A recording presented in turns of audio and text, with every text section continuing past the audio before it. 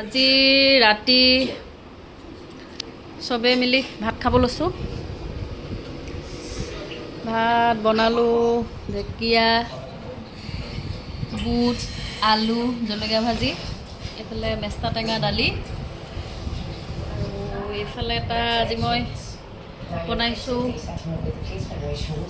মাছ, বিলাহী, পিঁয়াজ।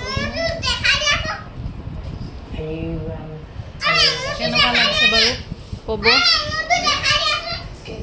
ভাল হৈছে নে নাই। খাব লৈছোঁ আৰু দেই। দালিটো দি দিওঁ ভাতৰ ওপৰতে। এয়া আমাৰ আজি ৰাতিৰ খানা। লোৱা।